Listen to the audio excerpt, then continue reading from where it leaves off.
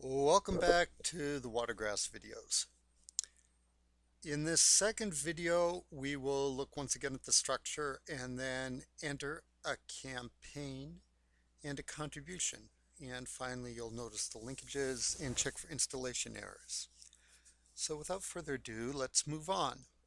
I'd like you to switch over to your WaterGrass instance, and in it, I'd like you to open up the document for the WaterGrass diagram. And as you recall, you click on Documents, you make sure you're in the WaterGrass folder, click Go,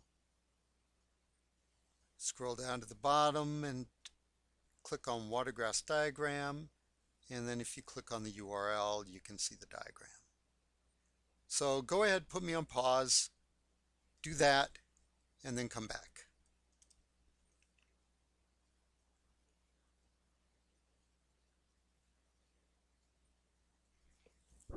All right, great. So let's take a look at this diagram.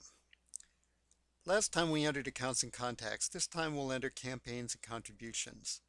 You don't have to enter a campaign every time you enter a contribution, but you have to have a campaign to associate a contribution with. So for purposes of practice, we'll enter one this time. In general, you won't have to because you'll already have your campaign set up. So we're going to set up a campaign, and then we'll set up that contribution, and we'll notice that the contribution is linked to the account, to the contact, and to the campaign.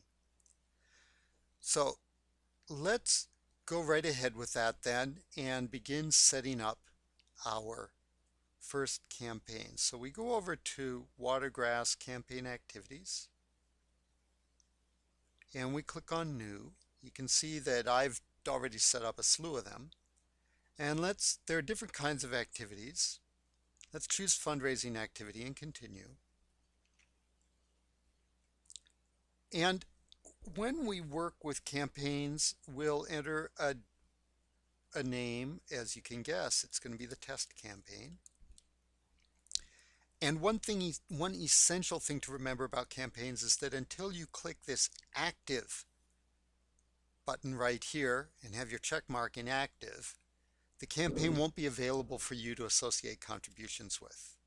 And you can change many of the other pieces of information here on this campaign chart or on campaign page, but we can leave that for now and just save it. So we've saved our campaign. All right. So I'd like you to create your own campaign. So go ahead now.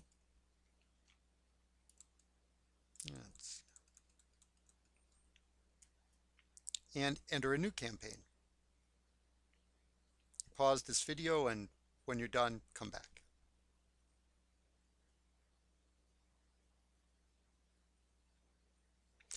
All right, welcome back. Now let's go on and let's enter a new contribution. So we've got the campaign, and my suggestion is once again that you enter the contribution from, for instance, an account. So you say, oh, it's that test family, that one right there, that made this donation. So I scroll down in my test family and I find contributions here, and I'm going to have a new contribution from the test family, and it's going to be of type donation. You can see there are many different kinds, including volunteer tasks. And so now you'll notice that test family is already entered here in the account name. So we'll make this the test donation, and it'll be for $100. And the date will be today. And the primary contributor, now this is left empty, but my suggestion is that you always fill this.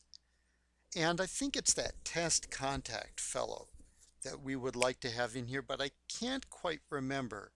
So I'm going to search. Okay. Oh, look, there he is. And I can click on him. Or if, for instance, I couldn't remember, I could say, well, give me all the contacts that begin with TE. And oh, there are many of them, and there's test contact. I click on him and he gets entered. And it's required that you enter the stage. In this case, we'll say the donation's been received. So those are all the pieces of information that I need to enter, and I'll save that. Ah, I was wrong. Not all the pieces I need to enter. You must also enter a campaign, as I said before, and you may have this experience sometimes too.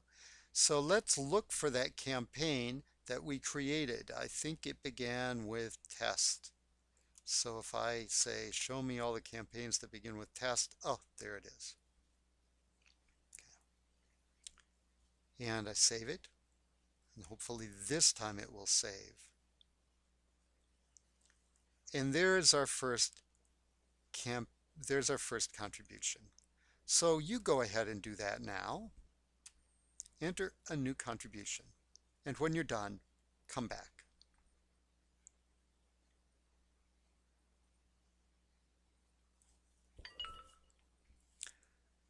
All right, now let's check to see that everything's in order.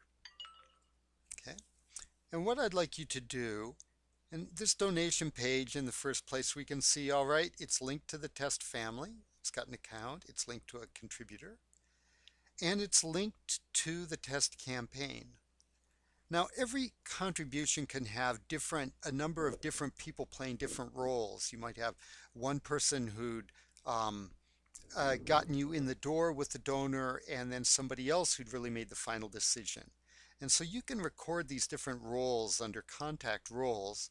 And once again, it's important to have a primary contact for the contribution. This is different from a primary contact for the account. You need an account contact role set to primary and a contribution contact role set to primary.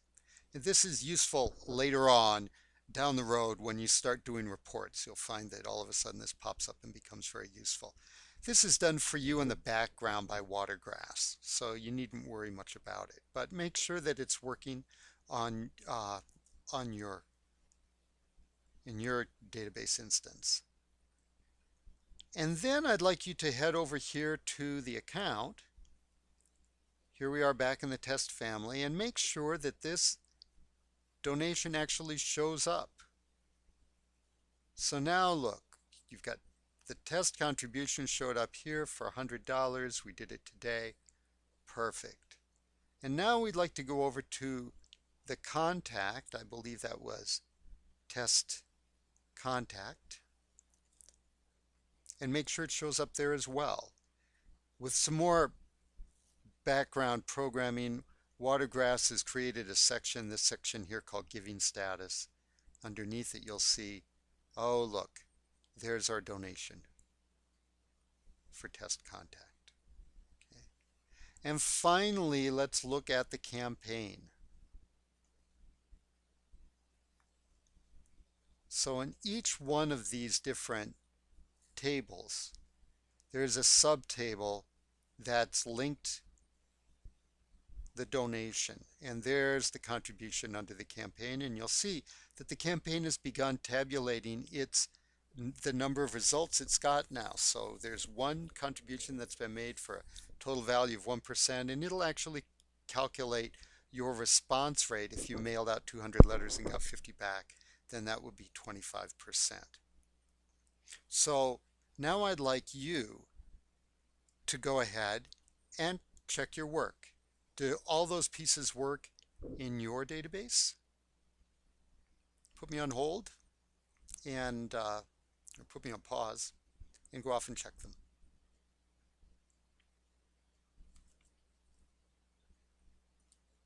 All right, that's all. You're now done with part 2. So enjoy entering data into WaterGrass and explore the different fields in it. And if you need any assistance, please contact me or Francis. Thank you very much. Bye-bye.